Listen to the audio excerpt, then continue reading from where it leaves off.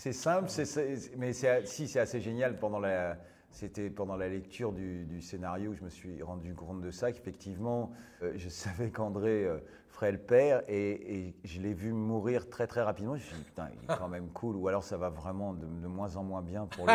Et c'est d'accepter ça. Et après, je le vois revenir et j'ai dit, ah, les salauds, ils ont eu une idée de génie. Et ce fantôme et tout ça, et le mec qui revient et qui assiste aux coucheries de son fils, et tout ça qui peut lui dire absolument.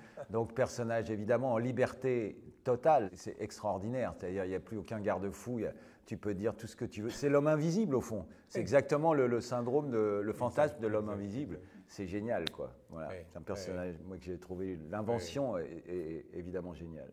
Eric, je suis vraiment content d'avoir rencontré, croisé, hein, je ne peux pas dire que j'ai rencontré, parce qu'on n'a pas de scène ensemble. Non.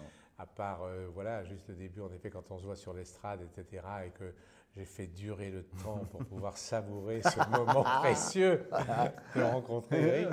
Mais non, bah, Eric, c'est bien, c'est le contrepoint. Il fallait un personnage qu'il fait avec suavité, enfin vraiment avec sympathie, quoi, voilà. Et il n'y a rien de plus fort qu'un personnage qui fait des coups, des croche-pattes, des machins, tout ce qui peut faire de mal à la trajectoire de Zorro, il le fait, mais sympathiquement, agréablement, gentiment, vraiment, avec les mots qu'il faut, comme il faut, et avec son œil, c'est-à-dire plein de surprises, c'est-à-dire on sent quand même que le couvage va pas tarder, quoi. Mais c'est ça que moi j'ai agréablement, enfin j'ai vécu agréablement en le regardant, c'est-à-dire vraiment on se dit, oh là là, comme il distille un peu ses mots, on se dit à quel moment ça va tomber. Et donc c'est ça, ce personnage est bien parce que c'est le contrepoint un peu du héros, de Zorro et de de tous ces personnages qui sont là pour faire avancer l'histoire de façon normale et classique. Et tandis que lui, il met des bâtons dans les roues. Donc voilà, c'est ça que moi j'aime bien ces personnages qui ont du sel.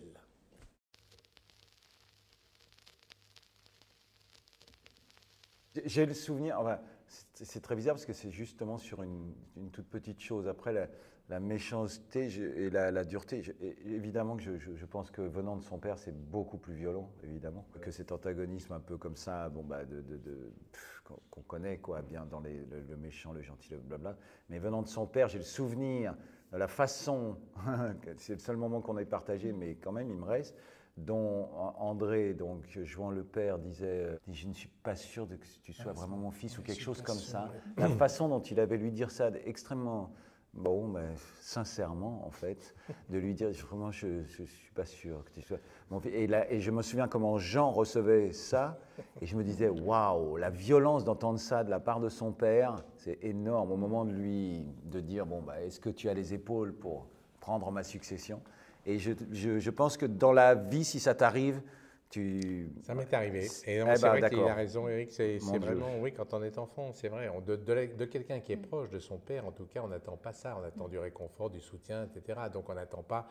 Mais je pense que tout le monde peut s'identifier à ça parce que tout le monde l'a entendu, évidemment, de la part des proches, des parents, en tout cas, qui font des reproches.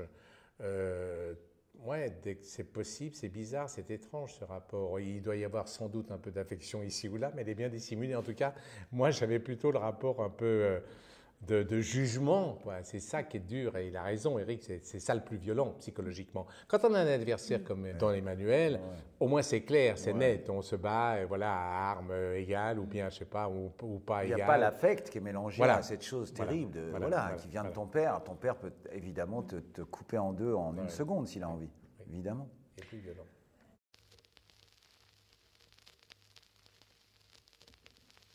En tant que spectateur comme ça, je pense qu'ils peuvent être surpris par la manière de traiter Zorro ou de montrer l'histoire de Zorro ou ses aventures. D'abord parce qu'il est double, là, évidemment. Donc là, déjà, il y a une jubilation un peu sur cette duplicité-là. Et puis, je pense qu'à chaque fois, les metteurs en scène ou les auteurs se sont amusés avec le mythe, quoi, se sont moqués un peu des choses ou ont utilisé les choses. Je pense aussi qu'il y a quand même, puisqu'ils le font aujourd'hui, une sorte de manière de montrer Zorro aussi avec tout toute l'évolution du temps et tout ce qu'on vit aujourd'hui, c'est-à-dire tous les thèmes qui sont développés dans notre société aujourd'hui, baf, on a l'impression que Zorro les a ramenés, enfin, en hérite, et du coup joue avec. Enfin, c'est un petit peu ça que j'ai vu. Il y a toujours des choses un peu classiques sur lesquelles le spectateur va pouvoir se retrouver, en particulier Don Emmanuel, etc. Bon, voilà, le combat, voilà, le bien, le mal, etc. Mais il y a aussi un jeu perfide, moqueur, ironique, de tous les personnages, si bien que le spectateur est un peu comme dans une lessiveuse, il ne sait pas du tout forcément, il ne peut pas s'attendre à ce qui va se passer, quoi. C'est une manière de recréer le suspense avec le personnage de Zorro. Je me disais qu'au fond, quand on s'attaque comme ça à des personnages un peu mythiques, l'obligation, j'ai envie de dire presque qu'on a, c'est de la ramener à, pas désacraliser, mais à la ramener à la hauteur d'un être humain normal pour qu'on puisse s'identifier. C'est ça qu'ils ont fait. C'est en ça que Jean, comme on a une empathie comme ça immédiate un peu pour Jean, il suscite ça et ça c'est formidable. On s'identifie tout de suite à ce type qui est dans des problèmes terrifiants, qui n'arrive pas à régler, mais comme il y a ce double machin qui lui alors résout absolument tous les problèmes, comme il dit, en un clin d'œil. Ça, c'est évidemment l'invention formidable de Zorro depuis voilà, la nuit des temps, j'ai envie de dire.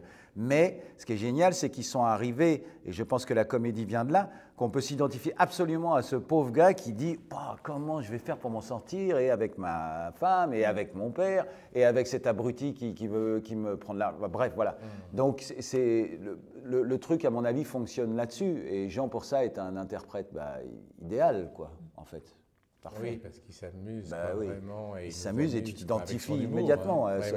C'est le mec, c'est le boy next door, lui. C'est vraiment le type qui est là, sur ton pays, c'est pareil, quoi. Donc il a cette dimension-là, et puis cette dimension chevaleresque aussi, il a les deux. Donc, ouais, effectivement, je ne vois pas qui d'autre aurait pu faire ça, au fond.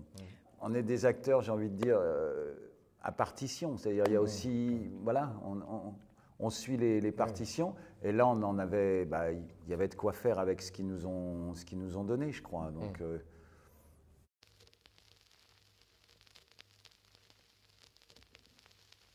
alors là, moi j'aimerais bien lire les commentaires, comment ils vont vivre ça, comment ils vont se... Alors il y a à la fois, parce que quand même, Zorro, les derniers, je sais qu'il y en a eu un d'ailleurs avec Delon, c'était en 79, et Banderas aussi, évidemment. J'essaie de me souvenir des... Parce que la nouvelle génération va découvrir Zorro un peu avec cette série. Enfin, j'ai l'impression. La nouvelle génération, en tout cas, ils ne vont pas s'amuser à regarder tous les... Après, il y a l'ancienne génération qui va peut-être avoir des souvenirs, mais c'est une manière de revisiter Zorro qui va plaire à l'ancienne génération.